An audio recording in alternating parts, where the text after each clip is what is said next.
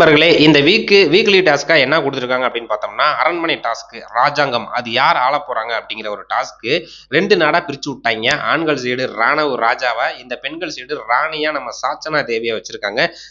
சாச்சனா தேவின்னு சொல்லக்கூடாது. காஞ்சனா பாவின்னு சொல்லலாம். ஏன்னா, அந்த அளவுக்கு தான் அவங்க கேரக்டர் இருக்கு. பெரிய லெவல்ல ராணிக்கான ஒரு கம்பீரம் இல்ல அப்படின்னு சொல்லணும். இப்ப கடைசியா ஒரு ப்ரோமோ வந்துச்சு. அதுல கூட வந்து பார்த்துட்டீங்கன்னா, சும்மா மொக்கையா அவங்க அழுகுறாப்புல பேசுறாங்க. படைத்தளபதி ராஜா சைடு இருக்க படைத்தளபதி மிரட்டி, இவங்க அழுவுற தோணியில பேசுறாங்க.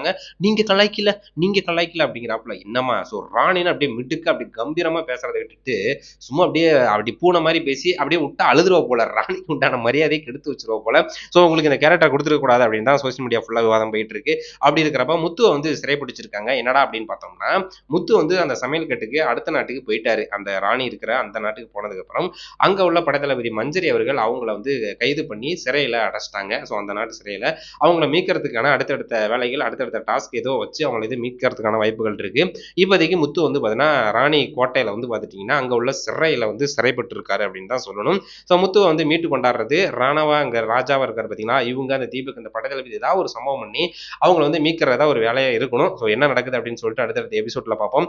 ஆனா முத்துவ வந்து பார்த்தீங்கன்னா, படைத்தளபதியா போட்டிருந்தாங்க அப்படின்னா வேற லெவல்ல இருந்திருக்கும். அவர் பேசுற அந்த பஞ்ச் டயலாக், அவர் பேசுற அந்த வாக்கியம், அந்த அந்த மிடுக்கான அந்த பேச்சுலாம் வேற லெவல்ல இருந்திருக்கும். பட் அத வந்து மிஸ் பண்ணிட்டாங்க அப்படின்னு தான் தோணுது.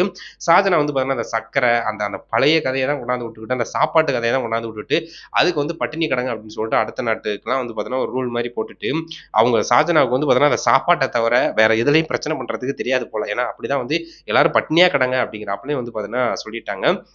சாச்சனா தேவி. சாச்சனா தேவியோட பெர்ஃபார்மன்ஸ் எந்த அளவுக்கு இருக்கு அப்படின்னு பார்த்தோம்னா, இந்த ப்ரோமோ பார்க்கும்போதே பெரிய லெவல்ல இல்ல.